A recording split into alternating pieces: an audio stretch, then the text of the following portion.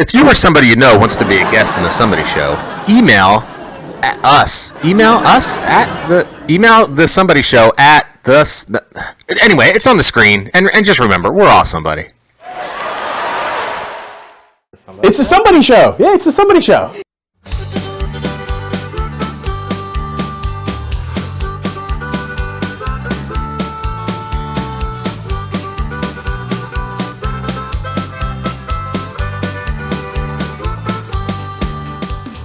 Hey, it's Chris. So Sean feels like we should do monologues for the show.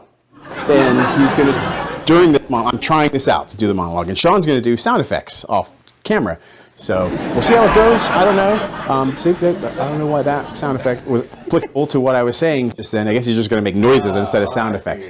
You want me to make? Yeah, like, like if I say, if I'm like, I heard the other day there was a bird in the news. There you go. See, we've got it. So yeah, that's just random noises like that. Otherwise, I would just have Archie and Killian back out here again. Hey! Oh, there we go. Thank you. With the baby cry. What I heard about in the news was a bird flew in New York City, and just so you know, this monologue's not going to be funny. There's not going to be any jokes. So I don't know how much longer I should go, but there was another joke that someone told me that I can't remember right now, so I won't tell it. And there was another, Sean had mentioned something funny, but I'm going to let him say that because he's the funny one on the show. And other than that, I think that's the monologue, Sean. Brilliant. How about that? We just did a monologue Swimmingly. on the Somebody Show. We'll be right back from commercial. You see what you just did there? Yeah. All right, bye. George, found your turtle and your plane. Thanks, Dad. Can't find the soap. Here. You're still out of soap. Zest is different. Makes you feel cleaner than soap. Here's why. Soap leaves a sticky soap film. Zest doesn't. Even after rinsing, soap film's still there. Zest. Some lather.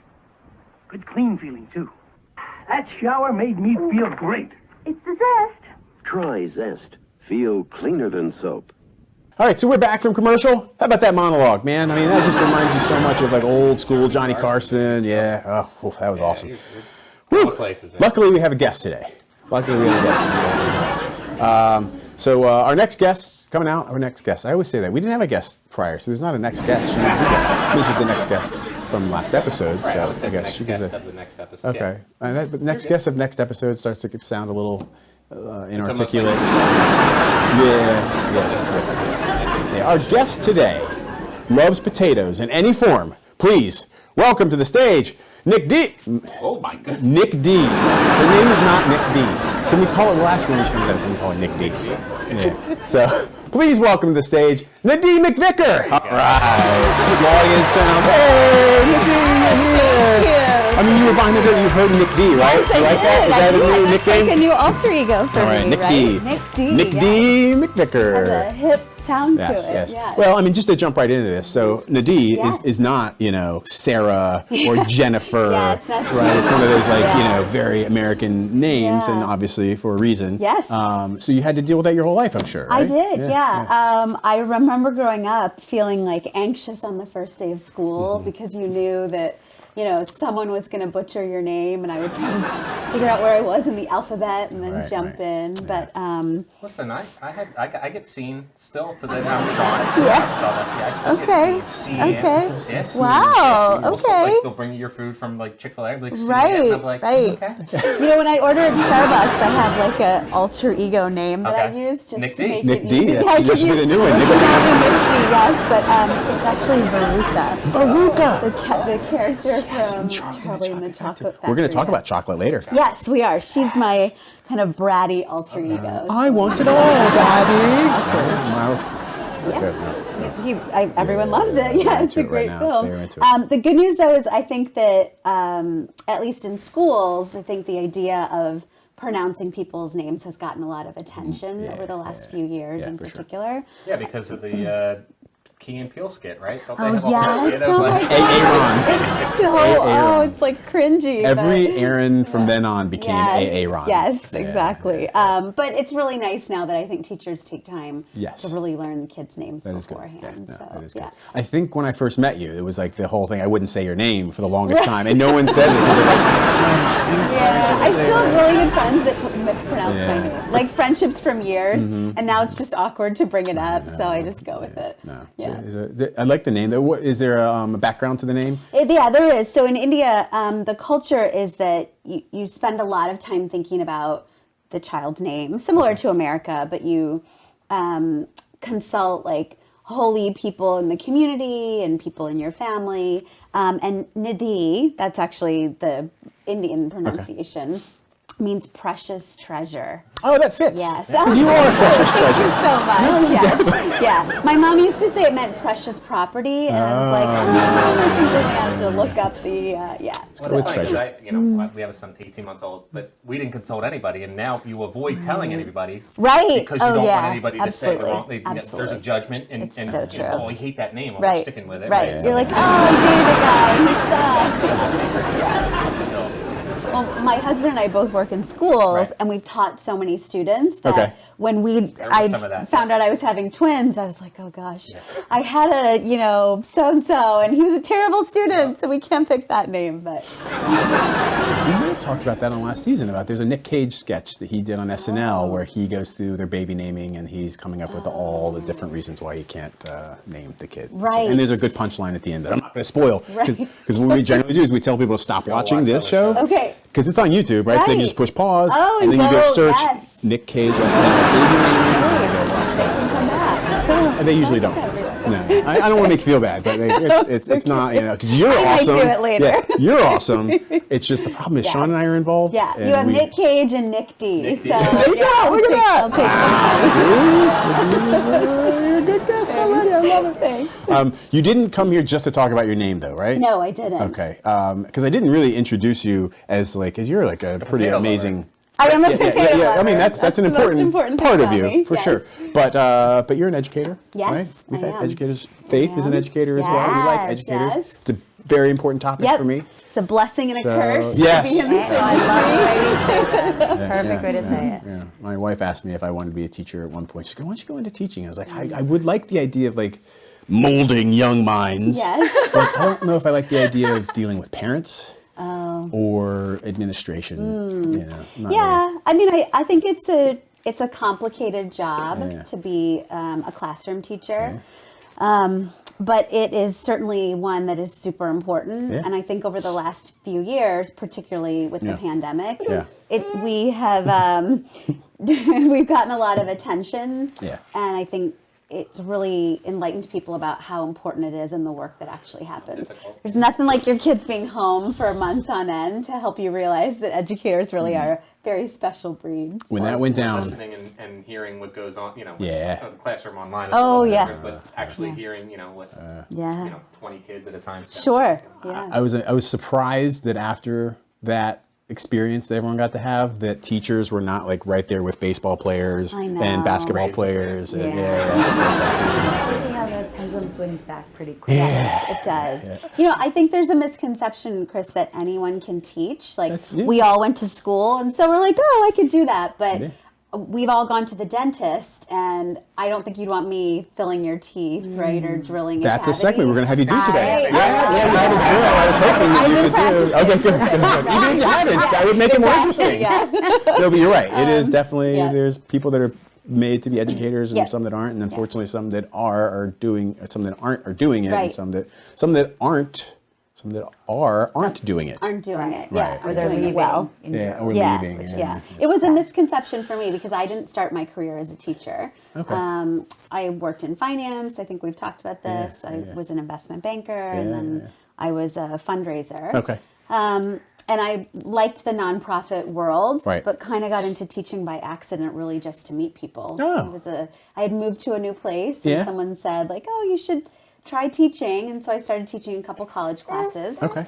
And then wanted more of a community feel. Yeah. And so started teaching as a substitute in a local private school, and then one thing led to another, and I got now you're sucked here. in. Yeah. But it took me a long time to realize that just because I had industry knowledge and a degree in a certain area, that didn't necessarily translate to being a really good teacher. Yeah. Now you've transitioned career-wise from teaching in the classroom, and you still do a little bit of that, but now you're an assistant head of school with, which is like this, like the Office joke with what's his name, Dwight Schrute, right? Being the assistant to the head of school, or the assistant head of school, right? That's actually interesting, a mistake that's been made sometimes in my introductions. But the actual assistant to the head of school gets really upset because she's like, "I'm the assistant to the head of school." I'm like, okay, my title. See, Killian applied for that job. Yeah, he did. He didn't get. He's still upset. You can tell. He's still upset. Yeah. I mean, he's not even 2 years old yet, right? Yeah. 18 months. Yeah. So I know. He didn't have a lot on his resume. Yeah. But yes, I'm the assistant head of school at a large private day school in the area. About 1,200 students. Yeah. One of the things you do is you help develop curriculum for the school. Yep. So I oversee, I work in a school where there are 3 divisions, so lower, middle, and upper. So we get the luxury, I think, of potentially having students from pre-K all the way through 12th grade. And so part of my work is to shape curriculum, to think about academic programs, to partner with kind of the principals or division heads of each school within the school to make sure there's connectivity. So it's a really interesting job. I get to do lots of different things for different programs and different age groups every day. So you're basically teaching teachers. I am, yeah. So Are teachers good learners? yeah, it depends. It depends. Teaching is a very cyclical and repetitive job, and there's something really comforting about the cyclicality. And I think it can lead to, some routines that sometimes are tough to break. And I think different. She's so PC about it. And I think similar to some other careers, there's a sense of identity. Like teaching is not what we do; it's who we are. And so I think when you're asking someone to change something about who they are, that can feel really tricky and needs a soft touch at times. You must be so good at your job. That's why she's guest on the show. You want people that are really good. Yeah, it's very personal. So, and as much as it's personal, these also aren't our own children that we're teaching. And so I think one challenge for me is pushing people to think past their own limitations and their own biases and their own perceptions of what good teaching looks like to think about what other kids need. Right, yeah. And especially when you get into issues of autonomy in terms of curriculum design and curriculum choices, unless you're teaching your own kid, it's kind of everyone's business what's happening in your classroom. And so there's a push-pull I'm there, sure. I think, It's gotta be sometimes. challenging. Now, I have come to you a couple times because we've hung out. I do know you. This is not the first time. Here, Because we've had, believe it or not, last season we had a couple guests that Sean and I really didn't know. Wow. Not off the street, but I always describe this show as a homeless person trying to do a late night show. So that's what it feels like a little bit. Hopefully, I'm not offending any homeless people watching YouTube right now. And we actually don't say homeless people anywhere. We say people who are experiencing homelessness or houselessness. Because it's not the only part of their identity. It's something that they are experiencing, which could be temporary. That is good to know. I will stop. New. See? No, it's okay. No, that's good to know. But I have come to you a couple times with, hey, Nidhi, you should do this in the curriculum, right? How many times do parents do that? Is that a regular thing? Yeah, it's pretty regular. Okay. I'm not abnormal. I'm just a normal person. No, you're just a normal Mostly person. annoying person. I think anyone in a field where there's some sense of creativity and control. Like I'm sure if I were a movie director, people would say like, hey, you should do a film about X, Y, and Z, or I have a great story.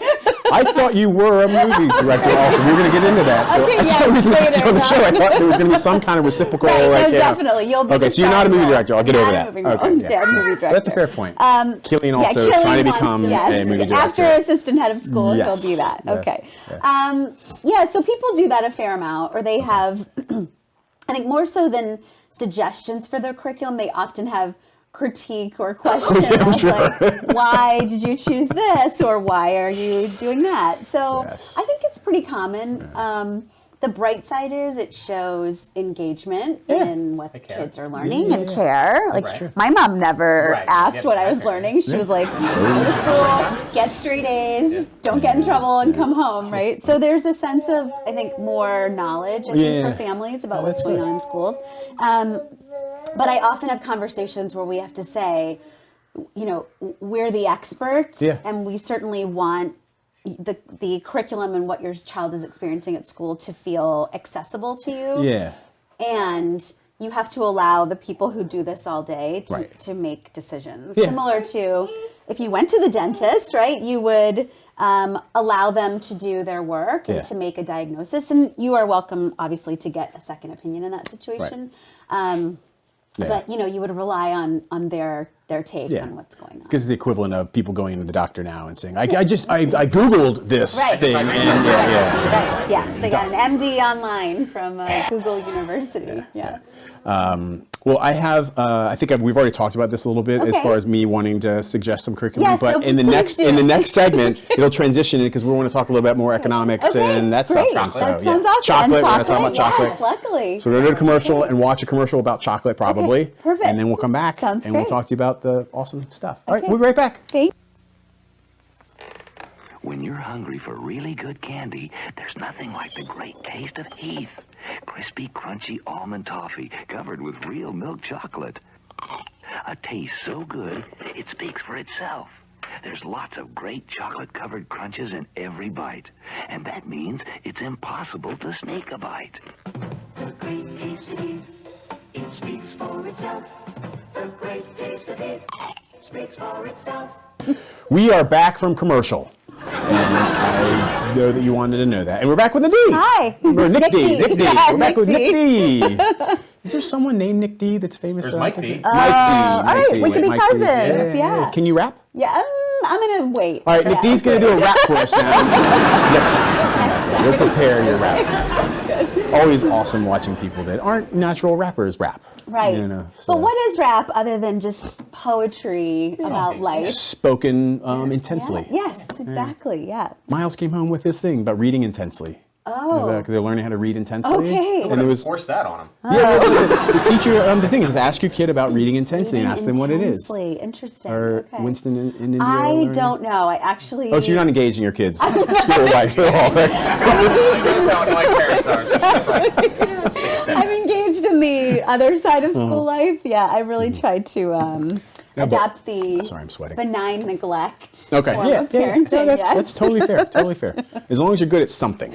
Right, You know, the other stuff can take care of itself. Right. No, but reading intensely is, I guess, reading with emotion and kind of reading and kind of doing the voices of a character, interesting. or like if there's an exclamation And I- point, you. Got it. I struggle with reading as far as, like, I mean, I can read words on a page, but as far as comprehending what I read, but I feel like if you did it that way, it would be, you're much more engaged, right? If you Yeah. read it the way it's written. Sure. with the I can see punctuation. how that would hurt or help. Yeah. I wonder if there's an attempt there to sort of connect it to the other ways that kids are getting content, right? Like they're watching it on a screen or they're seeing it in some form where there's sound and sort of emotion. So maybe they're trying to duplicate some of that with the written word.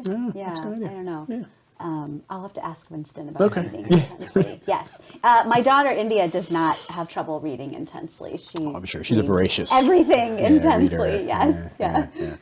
All right. So you also, we talked about this. You teach a little bit some econ. I teach a little bit of economics. Okay. Yeah, that's when I was teaching full time. That's the subject area that I focused on the most. So what's wrong with the world, Nidhi? Where do we start? What should we be? Yeah, but there's a misconception that economics is just about investment, right? It's more about analyzing markets and codifying human behavior. So don't invest. Yeah, well, not right now, I would say. Wasn't like the original econ from ancient Greece about like the home, like taking care of the home, right? Wasn't that the? I mean, what I tell students is So home economics?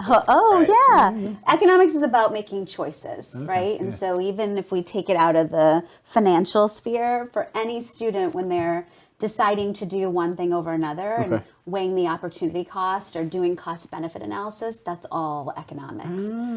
So it makes it, I think, really accessible to them. Yeah. And then we layer on some of the more complicated, the important money analysis. stuff. Right.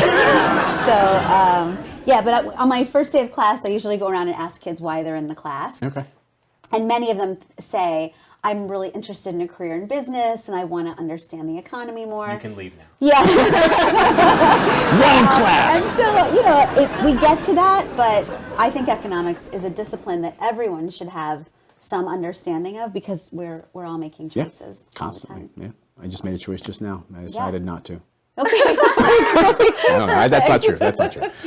But I did tease before the commercial that I was going to tell you about this idea. I think I've mentioned you, right? Tell me. I used to always, or still do, believe that like kids, even from like a young age, or from lower school, should learn more about personal finance and how to, manage money, how to invest, getting into the money, the important stuff. Then I learned recently it's financial literacy, I guess, is really the it is the way it's financial called, literacy, right? yeah. But I think being able, especially in a school that you're at right now, being able to go through all three, lower school, middle school, upper school, and having like a continued, like the idea I think I pitched you was like the school should create their own crypto so that it's like in their own, it's insulated into the old school. You can't go spend it somewhere else, but it's only there. But it, you leverage the new technologies, right? So you're doing, why not? crypto. My elementary school teacher had her own cash. You got rewarded for behavior, and then she had candy that you could buy with her cash. Right, yeah. So she was way ahead of her game. Little microcurrency. By the time you graduate, like what do you have left over? How many times did you have to take out loans because you blew all your money in lower school, And so like you're kind of making that a lifelong, so you're learning about lifelong, choices. So it's interesting you bring that up because early in my career, when I was fresh out of banking and really thinking about finance and had just started in education, I started to develop a financial literacy curriculum that was applicable for really young kids that then you could scaffold. That's a teaching word to say like build on. Right. She just teach-splained you. Right. And then we would get to, by the time students were in 12th grade, they would really understand a lot of these things. And we have a unique opportunity in schools where we get kids at various developmental ages to be able to introduce that stuff. But it's remarkable to me how little people understand, even adults, about like how to file their taxes and H&R Block. Well, yes. Okay, great. I don't know your product placement strategy, but how to file your taxes, how to vote, how to analyze voting decisions based on financial and economic choices. Right now we're experiencing so much inflation, like what's causing that and what are the root kind of... What is that? Honestly, like I hear the word, I don't really know what it even means. So I think that there's a big opportunity for us to build better humans through economics, not just better bankers or investors, but just people that understand the world a little better. And my hope is that turns into more informed voting decisions. Yeah. Something I'd heard years ago about the education system in the U.S. specifically was, and maybe worldwide too, but where it really kind of came into its own during the Industrial Revolution, right? And so the idea being that they were trying to just create factory workers. And so that was a lot of what it was based on. It was like, can you sit in a desk, be quiet, listen, That's how schools learn math. are built. They're built on this idea that you learn these discrete skills and that you have seat time, right? And that you need to like stay focused on this one task at a time. And we don't produce as much as we used to. And we've actually moved beyond that kind of production mentality. And yet our schools continue to be that way. And so now what you've seen, I think, in the last probably 10 years is a lot more focus on collaborative skills and critical thinking and what you do with content versus the ability to memorize and then sort of regurgitate content. Because content now with the advent of technology and the internet is widely available, but it's just the idea of if you have the skills to be able to make meaning from it. And then also if you can sell it. Yeah. Right? So like the ability, we used to call these like soft skills, I think, when I was growing up. Yeah. I don't know what that means. Those aren't important. Yeah, exactly. Learn your times tables. Right, exactly. But now those skills are actually the thing that really determines success because content is widely available to all of us. Right. You know, so all of us could read the same data, but it comes down to which one of us can connect the best, which one of us can sell it and articulate our ideas most clearly. Yeah. And they say nowadays most people change careers more than they ever did in the past. Well, when they say most people, they mean most young people, which I don't think is us. But sorry, I know how old you are. Yeah. But certainly millennials and the new generations don't see employment the way we did. Yeah. Which was get a job, stay there, put down roots. Yeah. Even career-wise, like you go to school, this is my career, and I'm in my whole life, I'm going to be in this career. There's just a real sense of I'm able to apply my skills to lots of different arenas and to take risks and to do things that are new. Yeah. As an employer, it's really tough at times, right? It's really challenging to figure out how to keep good employees and keep them fed. Yeah. But it's a good challenge to have, I think. Yeah, absolutely. So again, going back to curriculum, you told me you have a couple, I don't know if they're called case studies or IKEA and chocolate industry? IKEA and chocolate separately. Although IKEA does sell great chocolate, so I'm going to put in my own personal plug. Yes, it is really good. Dark chocolate? Yes, dark chocolate. Yes, and like European quality. So it's really excellent. This episode is brought to you by IKEA's chocolate. Exactly. So in the same vein of moving away from content memorization and into sort of applying skills and analyzing markets, I do 2 or 3 case study kind of modules a year in my class. One of the early ones I created was around IKEA. And it's funny, I'm friends with some former students now who've grown up and are in the world. And anytime any of them go to IKEA, they always send me a picture or they call me or text me. It's pretty funny. That means the learning stuff. Yes, exactly. Right. But experiential education, experiential learning is something that when we were growing up was a field trip, right? You went to a museum or you went somewhere. Factory. Right. Oh my gosh, we had that too. I grew up in St. Louis. Yeah, the spaghetti factory. Wait, a factory that made spaghetti, or the restaurant called Spaghetti Factory? No, it was. Well, I don't even remember, to be honest with you. But I just remember. This episode is brought to you by the Spaghetti Factory. Well, you talk about experiential learning. Yeah. And I don't remember being there, but I remember it being a thing. I think it was both. Yeah, I think you saw them making it. Exactly. Yeah, and then you got to eat it. But it was a manufacturing facility that manufactured extruded pasta. Just as an aside, sometimes I scroll on Instagram and I get mesmerized by pasta making videos. I feel like it's meditative. It's so amazing. We talked about that last season. It's slow TV. Do you know about slow TV? Yes, it's so good. I love it. Anyway, so I started this case study on IKEA, and it was really about helping students to understand supply chain and mass production and consumerist behavior. Because if you go to IKEA to buy one thing, you're fooling yourself, right? Of course. And when Target. and when you can buy pillows for $2.99, why not have 100 pillows and then get rid of them when you're done with them? You're losing money not buying. Right, exactly. Spend to save. That's my motto. So there's a lot of different aspects of IKEA as a business, both in terms of how it started, which is not uncomplicated because the founder, Ingvar Kamprad, has a very complicated political history. We love politics on this show. Let's get into it. I'm going to stay away from that for now. But just how they design goods, how they've kind of brought Swedish culture into the mainstream. The way that's the Muppets. You're talking about the Muppets. You just offended every Swede watching right now. Thank you, Sean. The way the warehouse is even laid out and how you walk through and you see these rooms that are kind of set up and you imagine yourself in them. Then you go down, they're using customer labor to get your stuff out the door. They invented the build it yourself adult Lego Here's a model. screwdriver, get to work. Right. And then also the environmental impacts of a company that is as prolific. IKEA made a change, I can't remember the details now, but a minor change in the thickness of some of their bookshelves. And everything would fall over on the kids? Well, it was so infinitesimal, the thickness change. And yet the implication for the number of trees that were harvested was in the millions because of their scale. So for students, it's a really interesting way to apply some of the economic skills that they've learned. Of course, we do a field trip. There are meatballs. They buy 100 pillows. So similar to the spaghetti factory, they hopefully remember the meatballs and the concepts. But that's one example. There's good spaghetti and meatballs at IKEA. There are, yes. There's good, lots of good food at IKEA, yes. And then most recently, I started, I moved here from Seattle, and there are a couple companies in Seattle that do really good bean-to-bar chocolate. So again, kind of a supply chain analysis of the chocolate industry, and the way this is a really interesting one because the way we harvest beans and the places we get beans, primarily in parts of Africa and places where the beans are being grown and harvested by local people, and yet they're not seeing all the profits when you pay $6.99 for your artisanal bar of chocolate.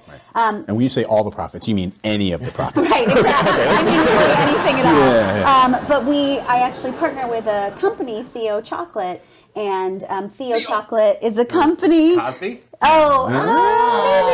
not. Let's not go there. Continue with But it's based on theobromine.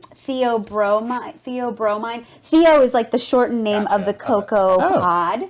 Okay. And so we A have little bit of Benadryl in there. Nope, not that. we have some guest speakers who come and talk about their new model, which is to really share the profits more equitably with the people on whom we rely to get the raw materials. That's great. And who doesn't like to eat chocolate? So all my case studies kind of revolve around food in some way. Because why not? What's the term? Fair trade? Is that kind of the term? It's about fair trade. Yeah, okay. And it's just about how we source resources, and it just brings up, I think, a lot of questions about how we as American consumers have really decided that exploited. When we want something, we want to get it, and yet we need to understand that has both human and environmental impacts on other people in the world. Like Veruca Salt, so kind of the poster child for exactly. the American consumer. Yes, exactly. I want it all. I want it now. All the time. Yes, exactly. So those are two examples. I also do a case study on vaccine access and equity, which obviously in the last couple of years has been really popular. There are lots of diseases and places in the world that either don't have access to vaccines, not just the COVID vaccine, but even, diseases like malaria. We continue to fight to get research and funding for those kinds of diseases, despite the fact that they're so prevalent in large parts of the world. And a large part of that is that it's not really impacting the people with the resources, right? Absolutely. If everyone here got malaria, exactly, I'm pretty sure we would have, a much better vaccine more quickly. Yeah. You had a mosquito here. So I love my class. I love economics because it gives kids a chance to see how they can become problem solvers in the future. Right. And most importantly, the women in your class, because we were going to talk about. We're running out of time. Sorry. Oh, sorry. Okay, this is important. I know you tried to rename me Nick D, but I actually want to talk about this. So you when we talked before the interview, something you wanted to kind of talk about was women's empowerment, right? Yeah. Okay. So, women's empowerment is a term or a phrase that I think has been, again, co-opted by a lot of people, but as a person who identifies as female and who is a leader in schools and in education, I really think representation is important. And I think for our young girls and our young women to see women achieving leadership roles and talking about gender equity and all of those issues openly and without a sense of awkwardness, without stigma, is really, really important. I want my daughter to be a better negotiator and a better sort of advocate than I was. And so I think it's really incumbent upon us to think about how we design curriculum to create more equitable discussion for people of a range of identities, not just gender. It's really important, frankly. It's crucial, and it's crucial not just for those of us who might have an aspect of our identity that's underrepresented or marginalized, but really for everyone. So I talk about that a lot, and I think just seeing people look like you or seeing people that remind you of someone you know in leadership roles and in school is so important. Even if you never talk to them, the research shows that just having them around elevates a student's sense of purpose and expectation and the goals that they set. Remember the movie Working Girl from the 80s? I do. Yeah, Yes. my mom. I always thought of my mom as like the character in that movie because she was working in the business world from in the early '80s on, and was like in a position of Melanie power. Yeah, Melanie Griffith. My mom's nowhere near as hot as Melanie. Yeah. That was horrible. I should have just said that in the middle of the women's empowerment thing. I'm like, she was super hot. Yeah. And I assumed Working Girl meant something else. Yeah. And I've never seen that movie. I think she has an affair with her boss, though. Is that how she gets to where she gets? I feel like maybe. Scratch that from the show. That's not what we meant to bring up. I just mean like The opposite of what we're trying to do. Probably not the model I would choose. In Now, my mom did world. sleep with the boss to get what she was. Okay, just to be clear, that's I think what It happened. happens, but She doesn't watch the show, so I can say whatever I want about my mom on this show. Yeah. Sorry, Mom, if she does ever watch this episode. I think luckily we've moved to other models of working. And I think as a working mom myself, I've often struggled with that decision of, I have lots of friends who, don't work outside the home. Yeah. And for all of you who run a home, that's a job in and of itself. But an unpaid job. An for the most unpaid part. job, for sure. I had to really decide, though, that it was important for me to model for my kids what having a rich intellectual life and a professional life looks like. Yeah. And it's not uncomplicated, but it is important. Yeah, absolutely. I used to joke a lot. Maybe other people made this joke too, but I think there's something about if women were running the world throughout history, wars would be a lot less. There would be a lot less wars. Yeah. You don't think so? I mean, I watch Housewives every week, and all they do is fight. They just slap and pull hair, like they're not killing people. Maybe. But it was the whole thing about sending your son to war. But again, we're going back into old history, so we're using pronouns and Yep. Or if you live in Russia, because that's happening. Yeah, exactly. Yeah, I think women have a different approach to leadership. Yeah. I think that's obviously a huge generalization, but in my work, I find that the relational aspect is really easy for me, and I think that sometimes makes the harder work easier.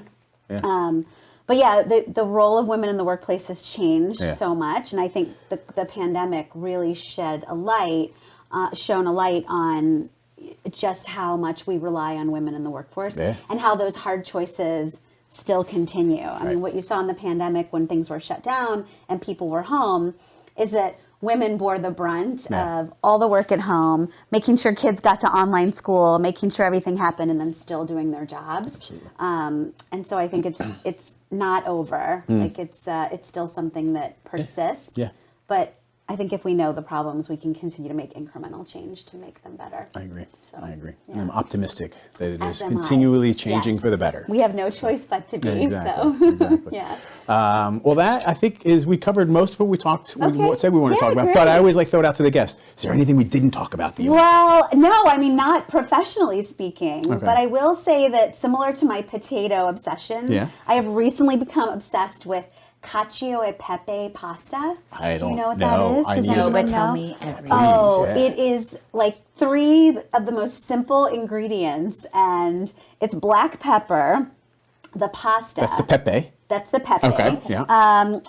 Pecorino Romano cheese and pasta water. Wow. And like that's it. If you want to add some butter, you can. The water is part of the... Yeah, because the water, when you boil the pasta, the starch from the pasta becomes the emulsifier in the sauce, right? And so the sauce becomes like really creamy and unctuous, and it's just the pepper and the cheese. And I am like such a low-key, simple, like when I see recipes, they have more than 5 ingredients, I just stop reading and turn the page. Oh my God. It's like the fancy butter pasta. Like the kids eat butter pasta. But it is like, I had it in a restaurant recently in New York, and I've been trying to make it at home, and you can experiment with different peppercorns and, different concentrations of the starch and the water. It's just really fun. So I guess I'm obsessed with food, but I wanted to put in a plug. Well, no, and I'll say that amazing. our first episode of the season this year was a repeat guest from last season, so it sounds like we may have to have Nidhi on next season to talk about some Once food. she's figured out the recipe, I'm in. Thank you so much for coming. It's my it was awesome. pleasure. Thank I you appreciate you so taking your much. time, Thank and you. we'll be right back. Okay, Thank you so much. It's working. It's working. What now, Ralph? My new hot dog machine. It'll make our Franks in half the time. Mom says Eckrich Franks are always meaty and delicious because we take the time to trim our meat by hand. This is faster. Ralph, no shortcuts, no cereal fillers either. Eckrich means good meat from the heartland, and the secret ingredient is Mom. We could mow the lawn with it. Behave, Ralph. Okay, we're back from commercial. All right, you're probably wondering why I have this ridiculous thing on my face. We're gonna this season we're gonna talk a lot about products. We're gonna try to do more product placement. We're not getting paid for any of this stuff, but we're also gonna do product comparisons. So Windex, 409, whatever the products are, we're gonna compare them and tell you which one is better. All right, so let's do this. All right, so you're going to try to guess. We have 4 different products. Yep. We have a granite cleaner. Okay. Regular soap dish. And then we have some Comet for your toilet. Yep, and I'm just going to smell these. And then we have some Mr. Clean multi. Okay. So I'm going to randomly pick these, and you're going to try to guess. Let's do it. Yep, what's let's what. do it. Yep. I'll try not to breathe too deeply as to not kill myself with the poisons that may be in these chemicals. Okay, ready? Okay, tell me ready. Ready? Ready? You smelling? Okay. Okay. All right, next one. Oh, Next one. Are you going to do it? All right. Yeah, next one. I'm going to spray this one on you, okay? No, don't do that. You smell. Okay. All right, next one. Smell? Next one. Next one. I think I might know already. Oh, you know it? All right. Next one. Smell. Oh, yeah. Okay. Okay. Next one. Is there anything else? One more. All right, one more. All right, ready? All right, let's do it. Smell. Okay. Yeah. Okay. All right, the second one is my favorite. Are you going to guess? No. That's all this product comparison is about. What smell I liked better. So buy this one because it smells better than those other ones. Probably the best. This is plant-based, and this is From Grove. Grove Collective. That makes sense. Yeah, Look at that. See? definitely. But it definitely smells better than the other ones. So you should use it. Understood. That's the Somebody Show. That's what we got. That's second episode of the second season. Yes. There's something special about that. It's the Phenomenal. double deuce. Phenomenal guest. That's what we're going to call I this. just want to say, yes, I just want to say, I want to thank you both for having a platform for teachers. I feel like we're a very unheard voice. You've had multiple educators That's on the your only show. voice I hear. That's so true. That's a good point. I'm glad you're allowing me to share that voice with everyone else. I have to say, I think that has probably been based on people we know. That's right? true, But serendipity, but also it's super important. Like it is definitely something that is very important. I know, to me. and It's so important. I throw as that. an educator, I appreciate the exposure. No, You're thank having you great so guests, much. and teachers have stories. Trying to convince Faith to be a guest on the show eventually. She won't do it, but we'll see. Anyway, that's the show. We love you. We love Faith. We love Nick D and Nadine Co. Bye-bye.